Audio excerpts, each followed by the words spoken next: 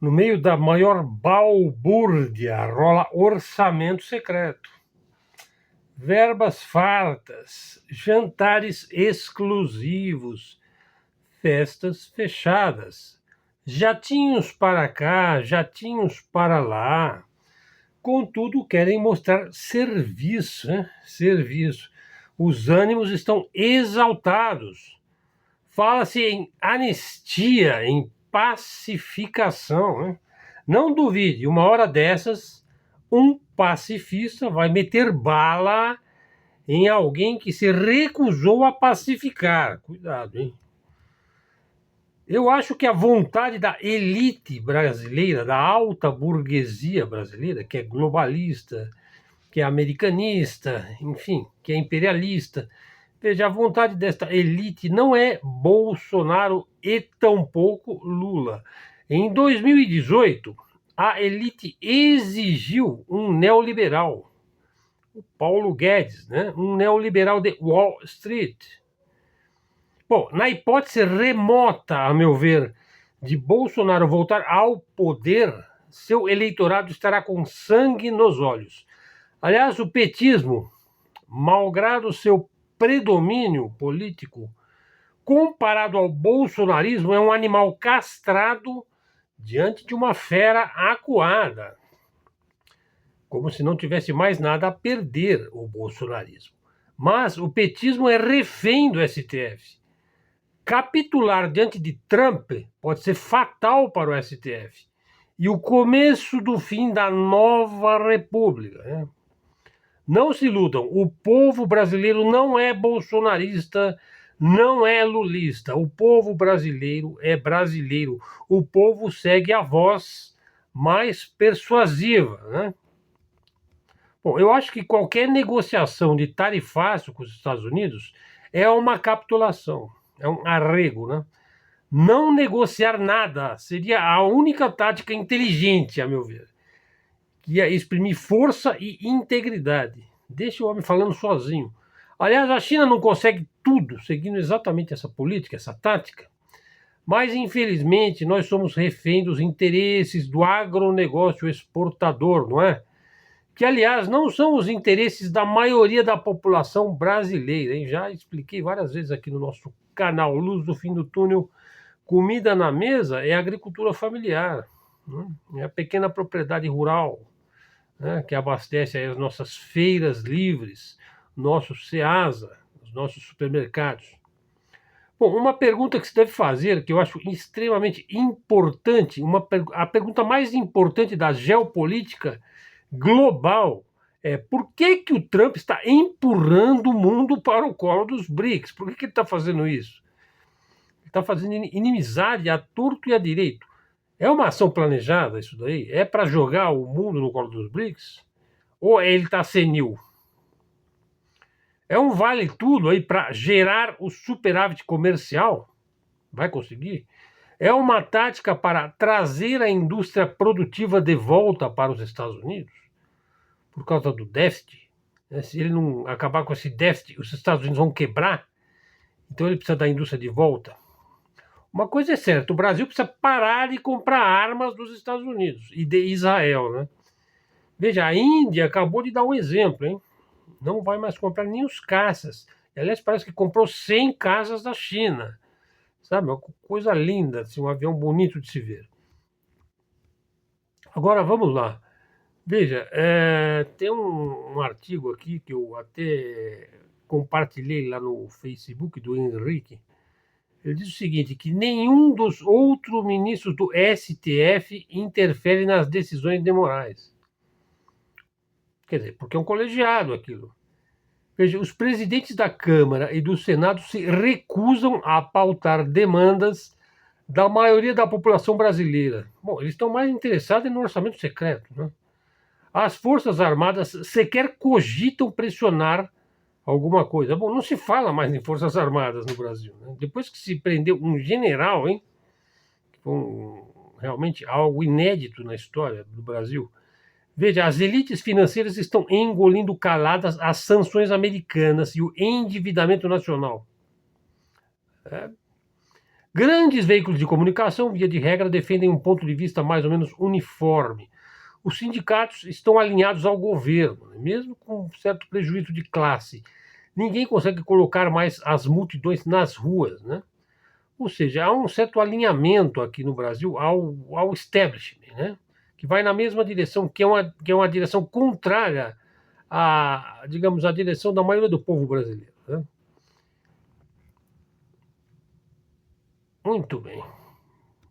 Eu acrescentaria a isso daí, né? Uma possível saída de cena do Moraes, vamos imaginar que ele saia aí de cena, não vai mudar nada, absolutamente nada, no que tange ao atual impasse, né? da, da, da, da crise, né? Da crise do sistema político brasileiro, né? Eu diria que o bolsonarismo segue forte aí nas redes sociais, em parte do Congresso, né? Mas perderam muitos do agronegócio, hein? Cresce o percentual de eleitores contra o bolsonarismo também, né? Pessoal, tive uns debates essa semana aí com o Dante Mantovani, que foi secretário da Funarte, eu trabalhei uns dias com ele lá. Veja, na época a gente era aluno do COF, né? E veja, a gente debatia muito, lia muito e fazíamos muito proselitismo nas redes sociais, né? Foi uma outra época, né? Mas aí eu disse o seguinte: o Olavo de Carvalho, do Jardim das Aflições, é um. E o Olavo de Carvalho, que escreve, se manifesta publicamente a partir de 2006, é outro. Não é a mesma pessoa. Então vamos dizer que ele aderiu a vínculos ideológicos, existenciais, fortuitos, né? Foi morar nos Estados Unidos, incentivaram-no a fazer do anticomunismo, né? Um tour de force, né? Ele se tornou o representante do macartismo, né? Do Brasil. Desviou seus seguidores, acho que uma parte deles, talvez até a contragosto, né? De encarar os verdadeiros problemas do Brasil. Quais são? A fraqueza diante do Departamento de Estado dos Estados Unidos. Veja, eles não estão lá, bolsonaristas, ou melhor dizer, olavistas não estão lá nos Estados Unidos tramando contra a economia brasileira. Os seus seguidores não encaram os verdadeiros problemas brasileiros. Por exemplo, a subserviência perante o sistema financeiro, né? Veja, os liberais da Faria Lima agradecem a ele, né? Essa onda bolsolavista, né? E por aí vai. O Olavo, que promoveu o Bolsonaro, é o mesmo que rompeu com ele? Veja, ele rompeu veementemente com o Bolsonaro nos seus últimos 2 anos de vida, há que se dizer, hein? Bom, e aí eu já disse, né, sobre o Trump, né? A tarifa aí dos Estados Unidos fortalecerão a união dos BRICS, né? Será que é uma loucura isso, hein? As tarifas dos Estados Unidos vão fortalecer os BRICS e não enfraquecer. Isso foi dito por Ashraf Patel, a Sputnik, né? Comentando o anúncio do presidente Lula e do Brasil de que consultará os aliados do bloco BRICS sobre uma resposta às tarifas dos Estados Unidos. Veja, os BRICS sempre tiveram como objetivo criar alternativas em financiamento para o desenvolvimento e reformar as instituições financeiras internacionais. Mas a escala e o alcance das políticas disruptivas da atual administração do Trump, né, se tornaram tão rápidas que a agenda dos BRICS ganhou um novo impulso. Ele está conseguindo unir e levar os países para o lado dos BRICS. Brasil, África do Sul e Índia estão agora na linha de fogo do presidente aí dos Estados Unidos e também do chefe do Tesouro, lá, o Bassett, né, dos Estados Unidos, em questões comerciais. As tentativas dos Estados Unidos de intimidar os países dos BRICS para que se submetam é um erro estratégico. Ou então, como eu diria, será que é proposital? Será que é isso mesmo que eles querem? Parece que não são muito inteligentes, né? O pau que bate em Chico, bate em Francisco, né? O perseguido de ontem é o perseguidor de hoje, né? Amanhã farão a mesma coisa, né? Pois não tem rumo. É um barco à deriva, né? Lulismo versus bolsonarismo. Boa sorte, eu acho que não vai por aí, hein?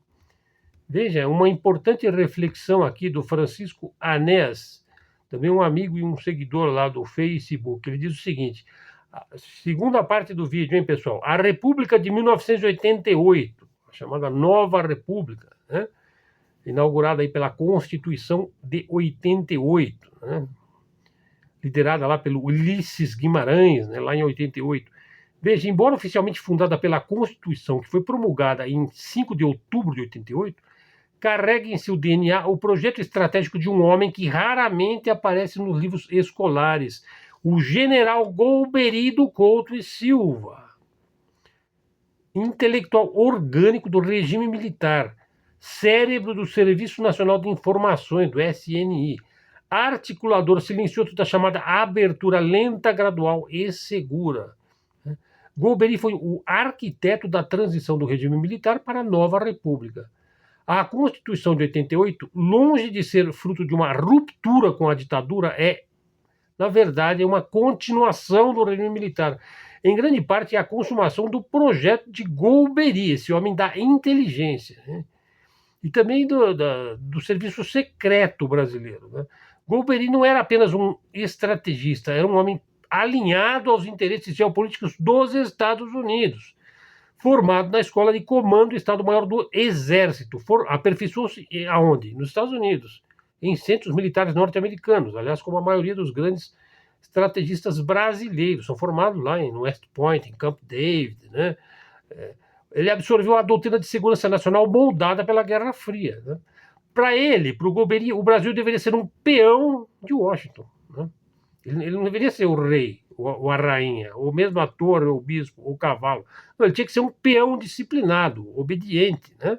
No combate ao inimigo, né?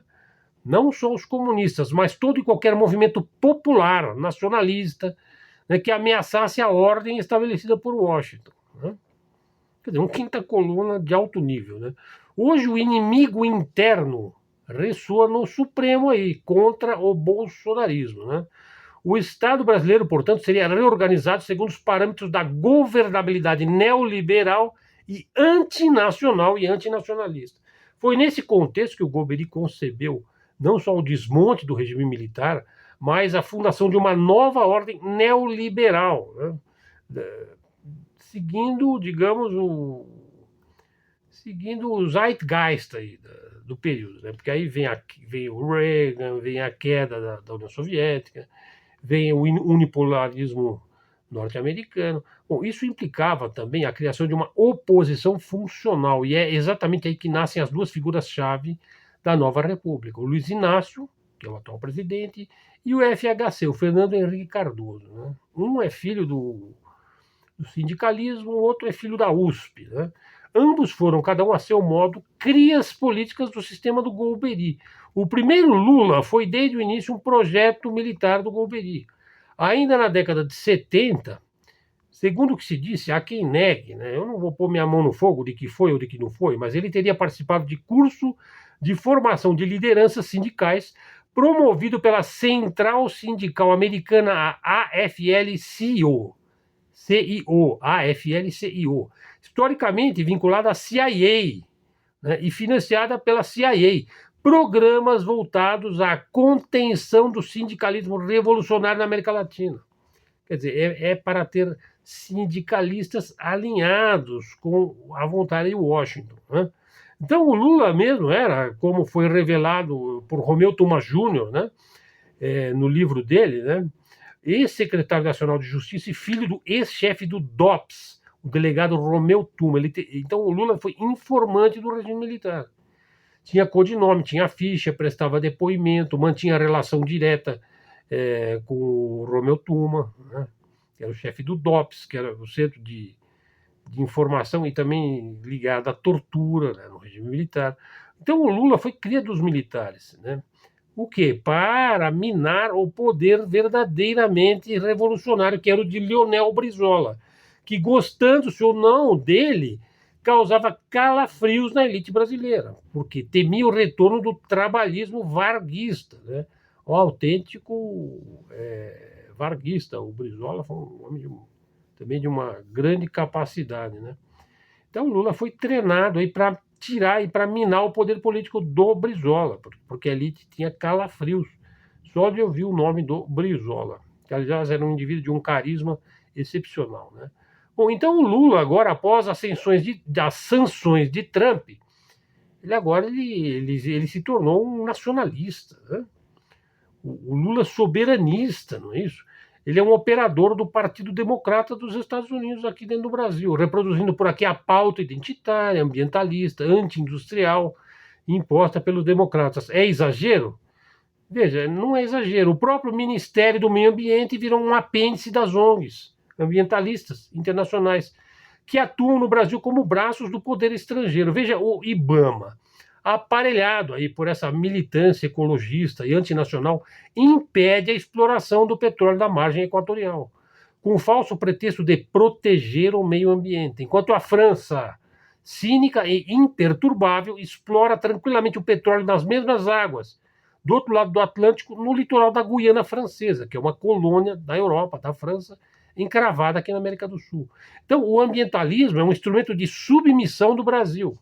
Veja, e o Lula parece que se ajoelha, né, perante isso daí, de uma maneira servil. Veja, não se pode entregar a Amazônia às ONGs, né? O entreguismo não se restringe aos Estados Unidos, né? O futuro do Brasil não pode estar sujeito a essa histeria verde da agenda ESG, né? E o FHC, por sua vez, foi o braço intelectual do mesmo jogo. Fabricado nas universidades americanas, formado em fundações estrangeiras, parece que ele é mesmo um membro do Clube de Roma, né? Ele defendeu aí a teoria da dependência, depois ele renegou sua obra, né, para justificar a rendição do Brasil, né, ao capitalismo bancário e financeiro internacional. Tornou-se o agente predileto mesmo do capital financeiro. O seu governo foi a consagração do neoliberalismo globalista no Brasil. Privatizações em massa começaram lá, destruição da indústria nacional, depois veio a Lava Jato, né? Subordinação do país ao consenso de Washington. Daí o judiciário, especialmente o STF, emergiu desse arranjo como uma espécie de poder moderador, né? Informal, aí, dotado de prerrogativas cada vez mais fortes, né? E Alexandre de Moraes encarna esse novo papel de ditador perpétuo, escolhido pela elite brasileira para defender a falida ordem de 88, né? O autoritarismo aí desse regime aí de censura aos inquéritos, que muitos juristas dizem que são ilegais, é tolerado, esse autoritarismo e até incentivado por uma classe, por uma elite, por uma alta burguesia que teme o colapso do sistema. Veja, a alta elite brasileira teme o caos social, né? Então, o STF opera hoje como uma espécie de mecanismo de blindagem do regime lulista, né? E combate aí o que se define como ameaça à democracia. Essa é a justificativa aí para práticas de exceção, de censura, de perseguição política. É a defensiva de uma república que partiu de um Brasil que, de 1930 até 1980, foi o país que mais cresceu no mundo. E agora está entregando um Brasil com periferias aí favelizadas, dominadas pelo narcotráfico. Cabe destacar o erro brutal cometido pela chamada nova direita bolsonarista. Não vamos passar pano para nenhum lado, hein?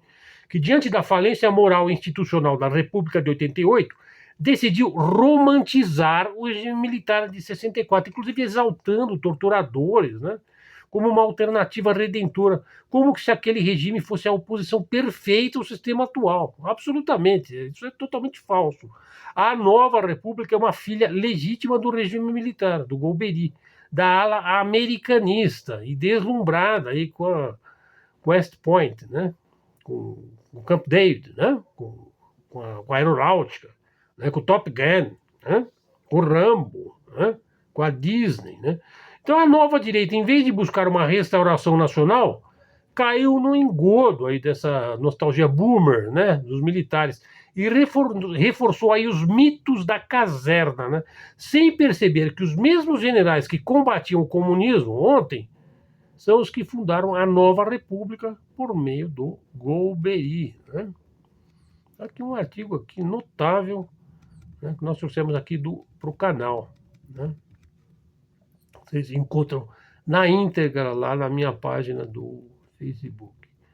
Continuando, pessoal, veja, dentro de uma perspectiva conceitual, veja, não linear, líderes como Xi Jinping, Vladimir Putin, Donald Trump, O Modi da Índia, o Lula aqui do Brasil, tem o potencial para desmantelar, potencial para isso tem, desmantelar o sistema sionista, calcado na usura, no supremacismo, na exploração do sul global, que são mais de 150 países, fazem parte do sul global, faz parte do sul global, o Brasil, né?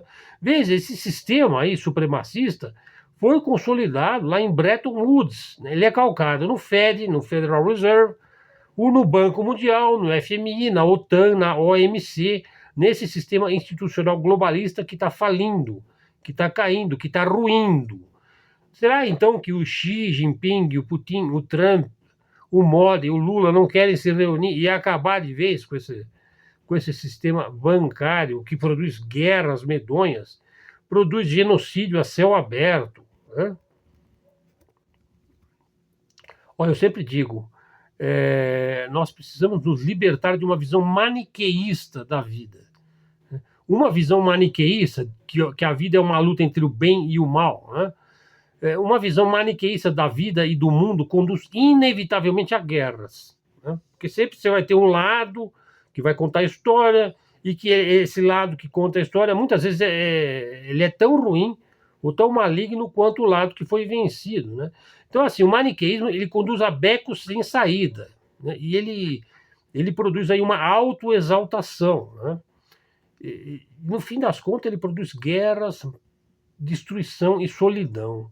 Veja, o maniqueísmo é uma coisa terrível. É um mal que acomete muitos religiosos, né? Inclusive católicos, né? Mas tome tento, o maniqueísmo é o alimento das seitas, das ideologias, dos interesses mundanos. Mas então o que nós vamos fazer? Nós temos que ser dialéticos, dialéticos, como foi ensinado lá, aquele que vivia na pipa, o Heráclito, que vivia dentro de um barril, foi ensinado por Sócrates, por Hegel, a dialética. Não há futuro possível, hein? Fora da dialética. A dialética, que é a visão de mundo, que não é uma guerra eterna entre a luz e as trevas. Não, é uma dialética. É como o símbolo lá do yin e o yang. A dialética conduz a uma síntese necessária, né? A geopolítica é a arte da dialética, né? De se compreender o mundo conforme ele é, né? E a dialética conduz a uma síntese necessária, né? Porque do jogo e do confronto entre a tese e a antítese, você tem uma síntese necessária do confronto dessas forças. E essa síntese é capaz de descrever apropriadamente a realidade, né, pessoal? Bom, será que vai ter essa conversa aí, Trump, Xi, Putin, Modi e Lula? Veja, ou o Trump conversa com os BRICS ou segue fazendo videozinhos com inteligência artificial, né? Bom, isso ele já faz, né? Os Estados Unidos não têm o que fazer contra os hipersônicos e a mão morta da Rússia, né? Aliás, ele tem o que fazer, ele tem que ir lá conversar com o Putin e pedir arrego, né? Moscou não cedeu em nenhum ponto. Veja, essa é a diferença entre um jogador de xadrez e um jogador de pôquer, né? O chinês não, o chinês gosta mais de jogar o jogo do Go, né? Bom, e aí, os Estados Unidos, você quer ameaçar a Rússia na Ucrânia? Boa sorte. Boa sorte, acho que não vai dar certo. Já não deu certo. Eu tô falando desse negócio do Trump fazer filminho com IA, porque apareceu ele aí num filminho aí, metade da camisa é Estados Unidos, a outra metade é a bandeira do Brasil, né? Ele faz uma porção de bobagens, né? Lê-se que o orbitador de reconhecimento lunar da NASA pode fotografar a pegada de Neil Armstrong na Lua, tido como o primeiro homem que chegou e pisou na Lua, né? Bom, isso é prova da veracidade da conquista da Lua em 1969. Eu acho que não prova nada dizer que o orbitador de reconhecimento lunar da NASA pode fotografar a pegada de Neil Armstrong na Lua. Eu acho que isso não prova nada, né? Bom, aliás, quem quiser se aprofundar um pouco no assunto, eu tenho um vídeo aí no canal sobre a conquista da Lua. Deve fazer mais de ano que eu fiz esse vídeo aí, para quem quiser saber por que eu ainda duvido e faço pouco caso da conquista da Lua lá de 1969, né? Pessoal, há muita diferença entre o bipartidarismo da época de PT versus PSDB, né, que foi um projeto lá do Golbery, né, pela polarização Lula versus Bolsonaro. Né? Fez muita diferença, né? Ou foi apenas uma mudança aí de doença? Né? Foi mais uma estranha doença tropical, né? Que de vez em quando acomete, né, o Brasil. Né? Veja, e Lula versus Bozo, né, não tem nada de muito mais real. É um teatro mais mambembe ainda do que a época dos petistas contra os tucanos, né? Movido pelos mesmíssimos interesses. Né? Bom, esperemos que a gente possa vislumbrar alguma luz no fim do túnel, né, pessoal? Porque o nosso canal tem esse nome por causa da nossa ambição de querer enxergar além e ver alguma verdade aí depois que passar aí o trem da história, né? Veja, mas já estamos na fase final aqui do nosso vídeo, né?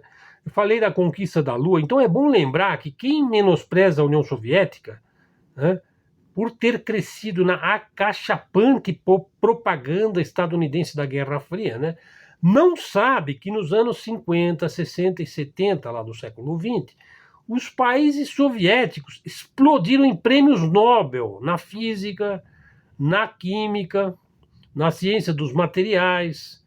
Né? Veja, inclusive lembrando, né, foram os pioneiros da conquista espacial, foram os russos, e que foi vencida depois pelos Estados Unidos após a conquista da Lua, que foi lá em 69, depois não teve mais, né? 70, 71, 72, depois nunca mais houve a conquista da Lua. Né? Mas quem lançou o primeiro foguete espacial foram os russos, o Sputnik. Quem lançou o primeiro astronauta foi a Rússia, o Yuri Gagarin. Né? E depois os Estados Unidos não podiam ficar por trás e criaram a conquista da Lua. Né? Bom, as milícias bolsoletes já podem tocar tambor. Né? Veja um vídeo aí, vou indicar. CIA e MI6 preparam Milei para desestabilização da América do Sul. Eu acho que já foi preparado, né? Agora vamos ver se isso aí vai dar certo. Né? Um outro artigo excelente é o do Pepe Escobar, né? Chama A Rússia possui o maior arsenal de mísseis no mundo. Mísseis subsônicos, sônicos, ultrassônicos, hipersônicos, mísseis. O Oreshnik é apenas um desses mísseis, e nem é o mais poderoso. Né? E agora acabou, estão mandando ver, né? Acabou a fase de lutar a guerra da Ucrânia com luvas de pelica, né? A Rússia está mandando ver agora, né? Está tomando tudo, está pegando tudo, está demolindo tudo. A OTAN está virando pó, né, lá na Ucrânia. Quantidade e qualidade de mísseis superior aos mísseis dos Estados Unidos, simples assim, né? Então o Trump tem que conversar, né? O Trump tem que conversar com o Putin, né? Porque, veja, tudo que os Estados Unidos têm em termos militares, embora ele tenha, assim, em larga escala espalhado pelo mundo, a Rússia também tem, né? Só que, detalhe, o da Rússia custa 10 vezes menos e é mais resistente, né? No caso dos mísseis, a superioridade chega a ser chocante. Pessoal, é preciso entender que os Estados Unidos e a OTAN perderam a guerra da Ucrânia, né? Bom, acho que já está de bom tamanho, né? Assim, para terminar, eu queria falar sobre esse artigo aqui, porque se falava muito no Foro de São Paulo, né? Então, veja só, a demonização paranoica do Foro de São Paulo foi essencial para minar o movimento dito de esquerda na América Latina, né? E fazer entrar aqui na nossa goela a Operação Lava Jato, né? É bom lembrar que a Lava Jato destruiu completamente a indústria de defesa brasileira, entre várias outras. Por exemplo, destruiu mineradoras, refinarias, incorporadoras, empreiteiras, plataformas de petróleo, o próprio pré-sal acabou sendo vendido. Veja, eu li alguns documentos daquela época do Foro de São Paulo, né? Veja, eu não encontrei nenhuma bala na nuca ali, hein? Nada que não fosse comum no movimento socialista latino-americano contemporâneo. Mais preocupado com o salário, com a saúde do trabalhador do que com o paredão. Né? Há muito exagero e psicose midiática nível CIA em torno do assunto Foro de São Paulo. Né? E daí encontramos o professor Olavo de Carvalho falando em Camp David, né, sobre o Foro de São Paulo, sobre o perigo do Foro de São Paulo. E daí veio a Lava Jato. Né? Bom, pessoal, é isso. Vamos ficando por aqui, que já está de bom tamanho. Veja, ainda para encerrar esse assunto do Foro de São Paulo. O Foro de São Paulo foi vendido aqui em verso e prosa como a KGB do auge da Guerra Fria. Nunca foi nada além do que um fórum de debates, como os próprios membros do Foro de São Paulo diziam. Se o Foro de São Paulo existisse mesmo, em conformidade com o quadro pintado pelo professor Olavo, jamais teria havido Lava Jato, né? Queda da Dilma, Lula preso, Bolsonaro, Milei, e por aí vai, né? Pô, mas ninguém vai ser louco a ponto de dizer que o Foro de São Paulo é o STF, né? Ou melhor, pode ter certeza que a geração MAGA is beautiful vai dizer isso daí mesmo, né? Pessoal, é isso daí. Canal Luz no Fim do Túnel, canal da mídia alternativa, da mídia independente. Vamos ficando por aqui. Se você gostou do vídeo, dá um like aí no nosso vídeo, faz um comentário, acione o sininho das notificações, verifique se você está seguindo o canal Luz no Fim do Túnel. Se não tiver, já segue, pessoal, e traz um seguidor também para o nosso canal da mídia independente e da mídia alternativa, de livre expressão e comunicação. Foi seu interlocutor Helder Araújo aqui, que se despede agradecido pela sua atenção. Lhe desejo aí uma boa noite, uma boa semana a todos. Até a próxima. Fiquem com Deus.